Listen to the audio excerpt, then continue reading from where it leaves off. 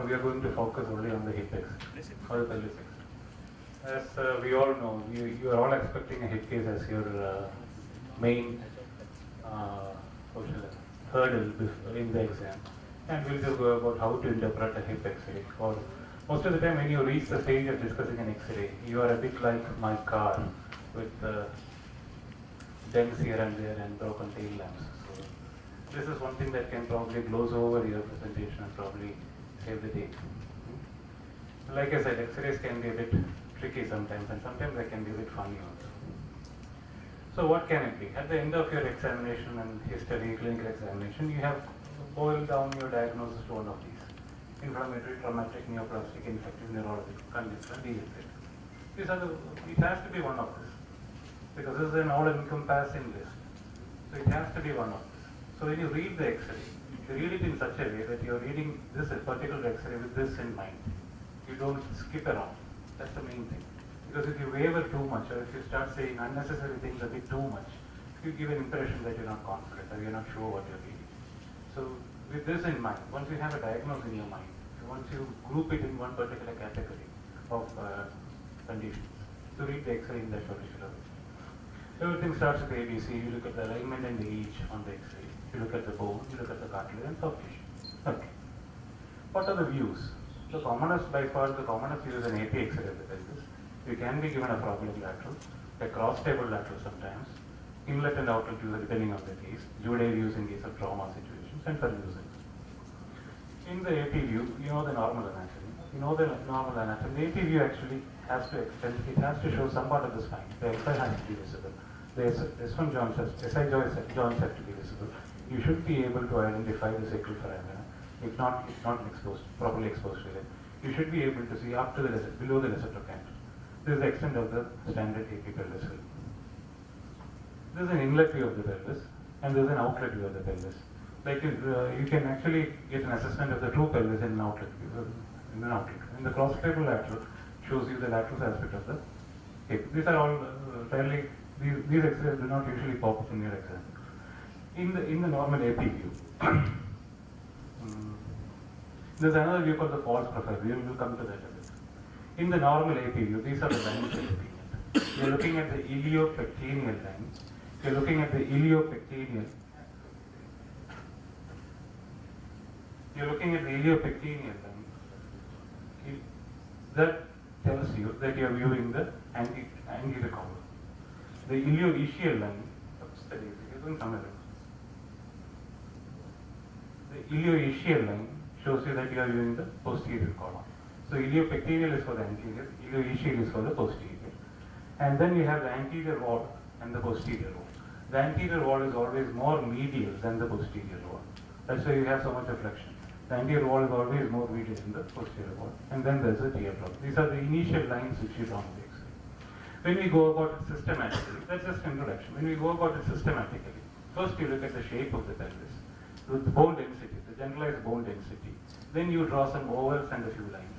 Then you look at the SI joint. It's a good idea to have a look at the SI joint because at the end of the things you might just skip the SI joint. It's a good idea to have a look at the SI joint before you come to the hip proper. Then always comment on the symphysis pubis, sacrum and the coccyx. Even if you don't comment on it if it is not relevant, but have a look at it. Look at the fat pads and look at the soft tissues. We'll come to each separately. Coming to the shape of the pelvis. Shape of the pelvis in most cases it will be normal. But in certain syndromic conditions or congenital anomalies, you can have a misshapen pelvis X-ray. For example, severe trauma, if there has been a significant trauma which alters the pelvis, or old pelvic fractures you can have, following radical surgery or significant bone has been removed for bone grafting, you can have an abnormality of the shape. It can be altered in primary or metastatic neoplasms and in some metabolic conditions, and you can have a condition called a protrusion or an autopelvis. When you take us on diagnosing this pelvis, what is abnormal there?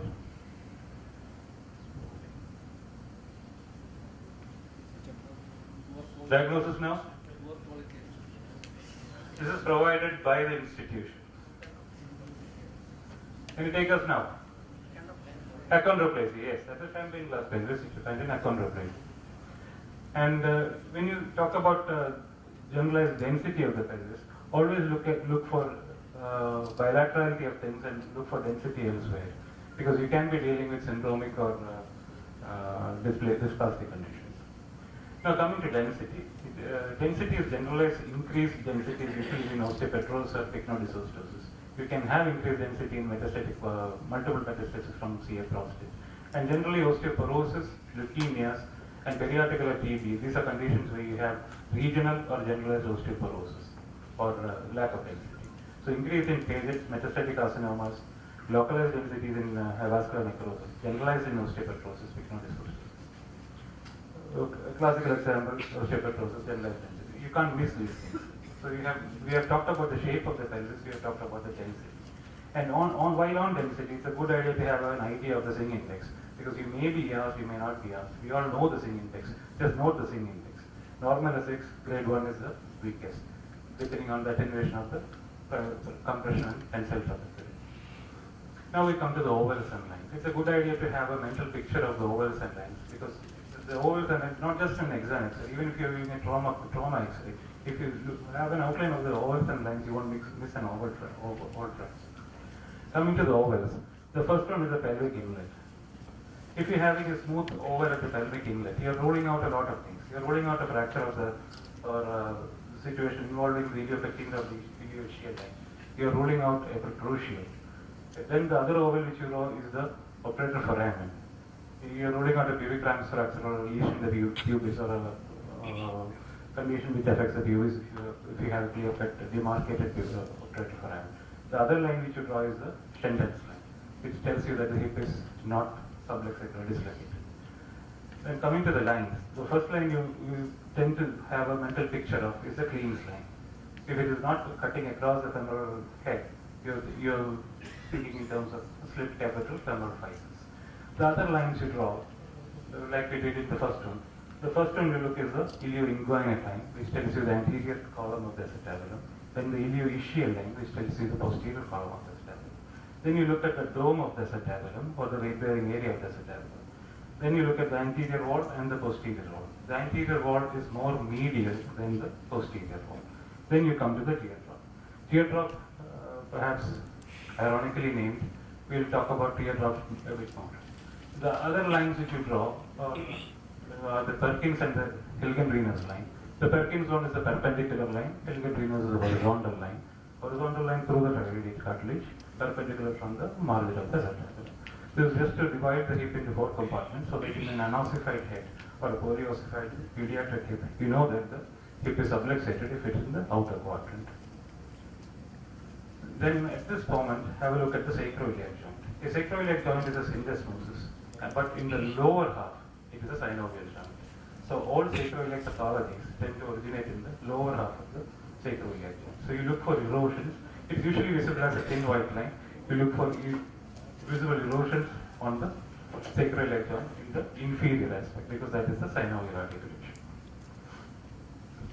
Then at this, since you are in geometry here, oval lines, look at the triangles.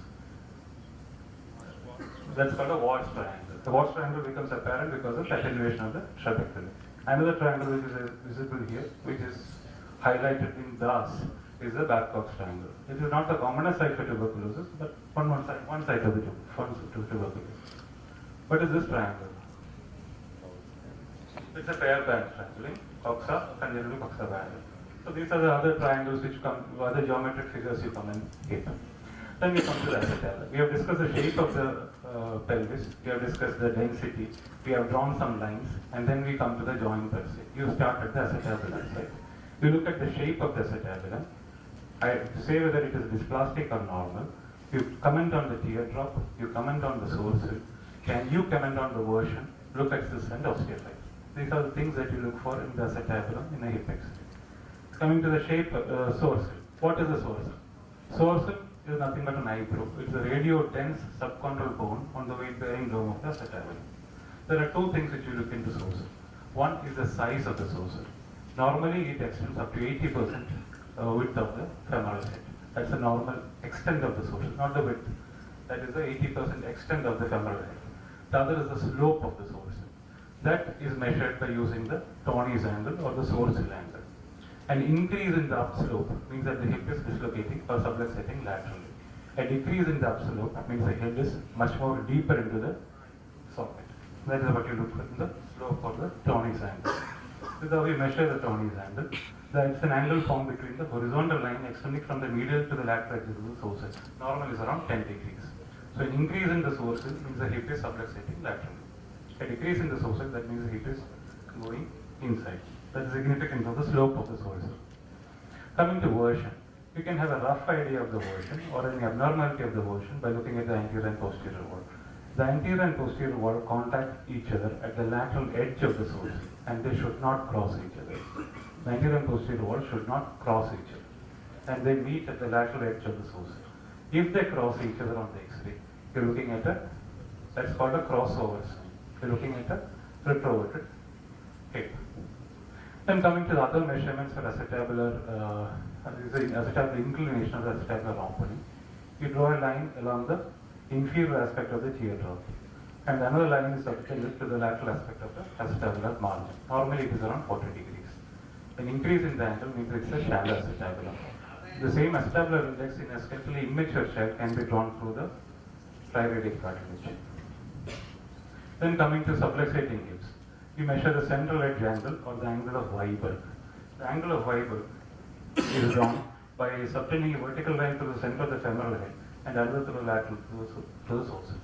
If it is more than 20, if it is less than 20 degrees, the angle less than 20 degrees is suggestive of a dysplastic hip because the hip will be subluxating laterally.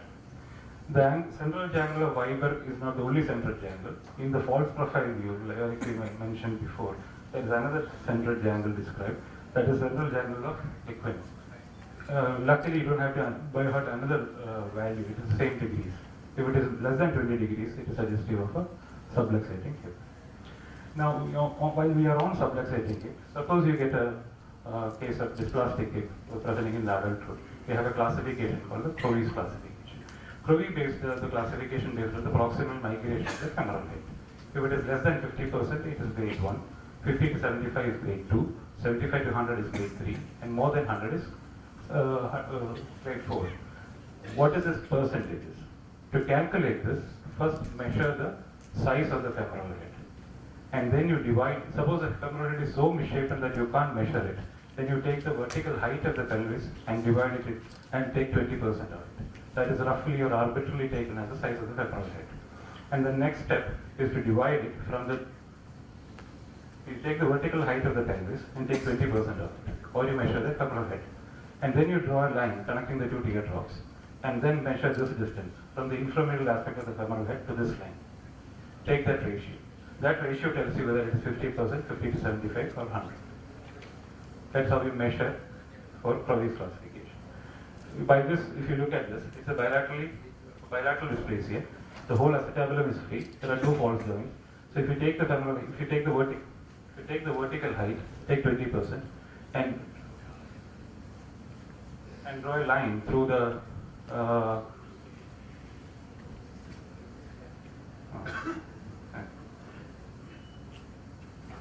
a line connecting the two teardrops, and then take the measurement. You can see that it is grade 4 Crowley. Then coming to the teardrop. What is so special about teardrop? First of all, teardrop is a non-entity. There is nothing called a teardrop. It is a radiological illusion because you are seeing the acetabulum from one side. It's just a radiological illusion. It is condensation of the innominate bone seen at the inferior aspect of the acetabulum. The medial border is continuous with the ilio-ischial line, and the lateral border is continuous superiorly as the floor of the acetabulum. The teardrop is actually the true floor of the acetabulum. That is what we are aiming for. The teardrop is actually the true floor of the acetabulum. There are certain situations in which the teardrop can be altered. If you have a wide teardrop, that means the acetabulum is shallow. If you have a narrow teardrop, that means you have a deep acetabulum and the head is much more inside. You call that condition a coxa profunda. Then you have a kyphotic teardrop. There is a condition which produces a kyphotic teardrop. Perthes is going to be one of the cases if you are attending your exam in this part of the world. And you have to know this. These are the acetabular changes in Perthes described by Benjamin Joseph. One is a kyphotic teardrop, bicompartmentalized acetabulum, increased width of the acetabulum, and generalized osteoporosis on that side. These are the acetabular changes in Perthes. And we are not talking about the femoral side. The acetabular changes in Perthes. So a kyphotic teardrop is described in both these diseases. Coming to cysts and osteophytes. Cysts are fairly obvious. You can see the cyst straightforward on the X-ray. You just have to specify the location of the cyst. Coming to osteophyte. Osteophytes are really interesting things. Honestly, nobody is sure why an osteophyte forms. We talk about Wolff's law, things like that, but still we are not very sure why an osteophyte forms. We'll come to that. Bombelli has classified the osteophytes into two types, basically.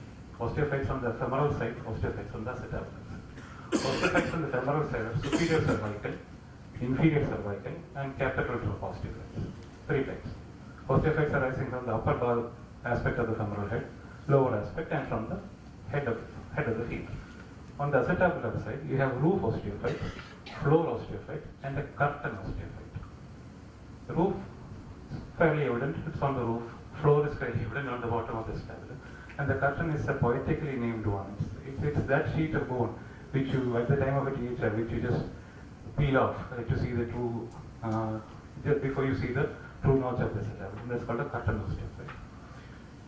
These are the acetabular osteophyte, or location for the acetabular osteophyte. You have a roof osteophyte. In the middle, you have the curtain osteophyte, and below you have the floor osteophyte. On the X-ray, the roof, the curtain, and the floor osteophyte. On the femoral side, you have the superior neck osteophyte. You have the capital drop osteophytes. You can have three types of capital drop osteophytes. One is a cup-shaped osteophyte. The other is a true capital drop osteophyte. You can have a margined osteophyte. And the inferior neck osteophyte is also described. The inferior neck osteophyte, if it elongates, that is what we call an elephant trunk osteophyte. This is a classical elephant trunk osteophyte, a superior osteophyte, a superior neck osteophyte, and a capital drop osteophyte. He grouped these osteophytes into two: osteophytes by positive tension and osteophytes by negative tension. You know the structures, ligamentum teres and the capsule. Whenever there is a traction on the ligamentum teres of the capsule, you have a positive tension osteophyte. So all your superior cervical, inferior cervical, roof, and the floor osteophytes, they are all positive tension osteophytes. And when there is a subluxating hip with no tension on the caudal aspect of the femoral head, central and caudal aspect, you have an osteophyte formed by suction. That is called the negative tension osteophyte. And that is your foveal osteophyte. The osteophyte is formed at the head of the femur. So these are the osteophytes. So once you have identified the osteophytes, you have a clue regarding the basic pathology which has produced the arthritis. Now we come to the femoral head. We talk about the shape of the head, the size of the head, the physis or the scar of the physis, sclerose or collapse, cyst, position of the neck, this is in varus valgus of the ear, trochanter, and the shaft. It is better to use accepted terminologies. Instead of saying that the femoral head is funny looking, you can say it is irregular, eroded, or destroyed, depending on the degree of damage it has got. It's either irregular, eroded, or destroyed. And never miss a classical sign like this, a sagging rope sign. If it is present, it has to be set so. And do not beat around the bush. There is something there that looks like, you know what it is. It's a fairly obvious diagnosis. And based on the one on the top, how will you classify this? Will you classify it irregular, eroded, or destroyed? Looks more eroded, doesn't it? It is not irregular. It is more eroded. So based on that, you can communicate effectively, and it is much more efficient if you use one of these terminologies. And in situations like this, where you have an abnormal physis or an open physis, that has to be looked for. Is there anything there?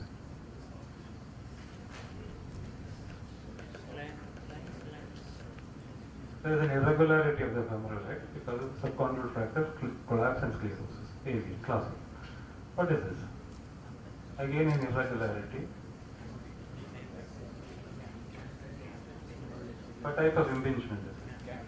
It is a cam impingement. This is classically called a pistol grip deformity of the proximal femur. Now coming to the trochanter. If you draw a line from the trochanter, it has to go to the center of the femoral head. So any variation of the trochanter has to be noted. Previous surgeries, conditions like birthdays. These are the situations, these are the things that you are looking for in the trochanter region. The joint line is actually 10 to 15 millimeters. The distance between the femoral head and the caudalus line, that is the joint space. When you're commenting on the joint, look at the Shenton's line, look for loose bodies, and look for type of narrowing. We have concentric narrowing in inflammatory conditions which affect the joint altogether. And look whether the pathologies are bone forming, erosive or destructive. Based on that, your diagnosis can change. Can you say about the deformities? The deformities you elicited clinically, can they be apparent on X-ray? Yes, they can be. If there is a flexion deformity, we have a winking of the obturator foramen. Obturator foramen on that side will be winking, the other side will be open, and we have a more prominent ischial spine. The position of the ASIS is fairly obvious in adduction and abduction deformity, and the prominence of the trochanter will tell you whether there is a rotational deformity. And just for completion's sake, we have to talk about the soft tissues. So there are three fat strips around the hip described: the gluteal fat pad, the iliopsoas fat pad, and the obturator fat pad. Honestly, I have not seen a single one so far in the X-ray, but these are described. So in a nutshell, these are things you're looking for in a hip X-ray. You look at the shape of the pelvis, the generalized density, comment on the SI joints, you draw the ovals and lines to make sure that you're safe, you're not moving, you're not missing anything. Look at the acetabulum. In the acetabulum, the shape, the version, the sources, the teardrop, the head of the osteophytensis, the head of the femur, is it destroyed, eroded, where is it? The hip joint per se, the fat pads and the soft tissue. This is in a nutshell how you go about reading a pelvis X-ray. Do we have volunteers? We can shout answers out. This is a very old institution where we all studied. So in the mornings we are quiet, and after sundown it's pretty loud.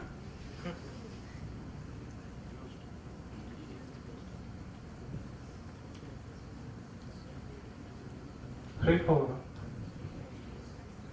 So if you are reading it systematically, like we said, you look at the shape of the pelvis. Is the shape normal or abnormal? It looks like the shape is normal. How about the density? Can't comment on the density on the screen, right? Okay. We'll come to the acetabulum. The ovals and lines. Are the ovals and lines fine?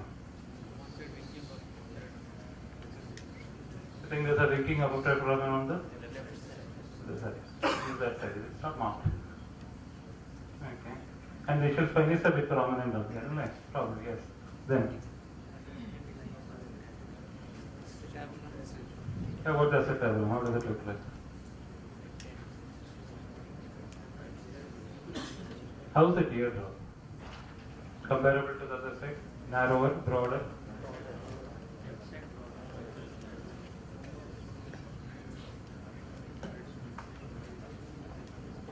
And what are the osteophytes you see? What are osteophytes you see? When you have a merger of the superior cervical osteophyte with a roof osteophyte, or an inferior cervical with a curtain drop osteophyte, you have a condition called a megahead, the coxa magna. We can have a radiological coxa magna. So there is a lateral subluxation of the femoral head, superior osteophyte, a roof osteophyte, superior neck osteophyte, with a floor osteophyte, which fits into a diagnosis of osteoarthrosis of the hip. How about the second one?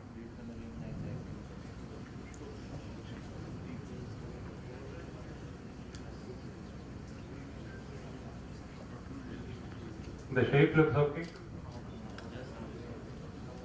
The shape of the pelvis in general looks okay. How about the ovals and lines? Easy way to miss the protrusion in this situation will be to not look at the ovals and lines. If you look at the ovals and lines, you can see that the inlet oval will be abnormal. So you will see the protrusion then and there itself. The rest of it is, you can comment on the nature of the joint destruction because it is concentric. It's a concentric reduction of the joint, there is a protrusion. There is generalized porosis. So these are the things which you look for in the X-ray. You don't have to say each and everything, the shape, size, for everything. By the end of the clinical examination, you have a working diagnosis. So you concentrate on those areas when you read the X-ray, but look at the other things. That's all I want to emphasize. And you take us to this one.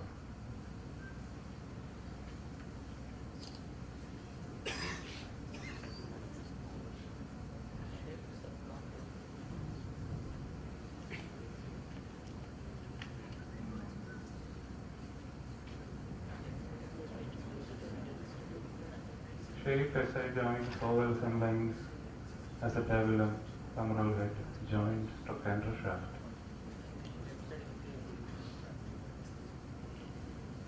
And this just to emphasize that there is nothing wrong, there is nothing major in this. This is just to emphasize the ovals and lines. There's a malformated inferior pubic ramus, right? How about this?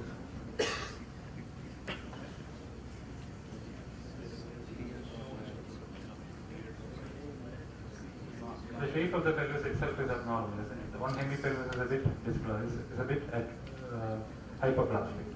So that itself points towards a long-standing or a congenital developmental process. With that, you do not see a proper acetabular. You see a huge, the whole thing you see on that side can be called a tube. Because by definition of a teardrop, you are seeing a 5 centimeter thick teardrop. Because it's such a shallow acetabulum. There is no acetabulum. And if you measure according to the Crowley, you will get it as a Crowley type 4 dysplastic hip. Anything on this? See, most of the time the diagnosis is fairly obvious, like in this one. It is fairly obvious, bilateral, sclerosis in the femoral head.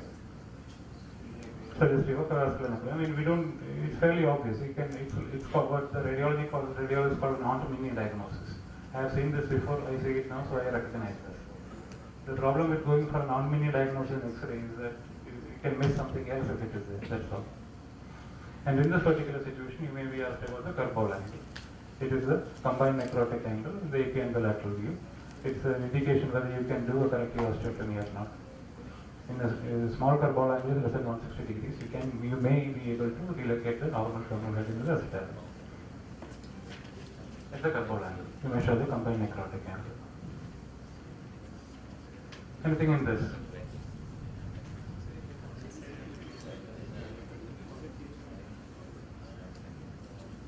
We are looking at a huge tumor involved in the sacrum. And nothing in the hips.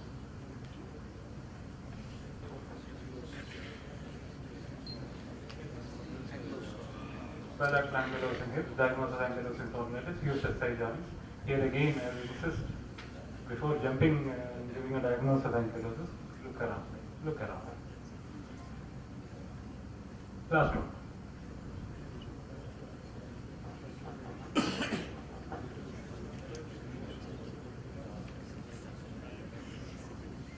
These X-rays, I think, are printed in the handouts with you. If you can do it systematically, I think that might help a bit. This is just an introductory thing. I mean, nobody can cover X joints. It's just an idea to get you interested in the pelvis X-ray kind. Thank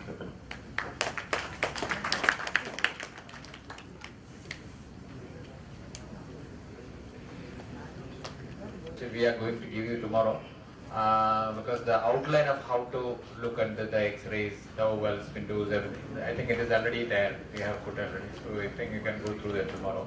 I think actually the next talk was about some interesting cases from Professor Raju Rao from Jubilee. He was on his way in his train, but at Kochi he had to get down at Kochi because MCA inspectors came in Jubilee today. So he had to go back, and he was instructed by his director. Rajagopalan was telling about the two excuses only his pregnancy, sir.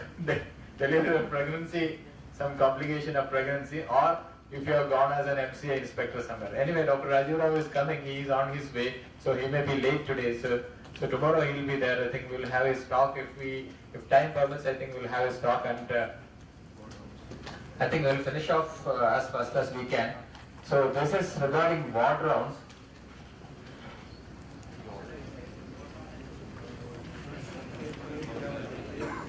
So what is that? So I think Sagir has told everybody knows that ward rounds, I think it varies from institution to institution. For MS and all nowadays there is no ward rounds as such.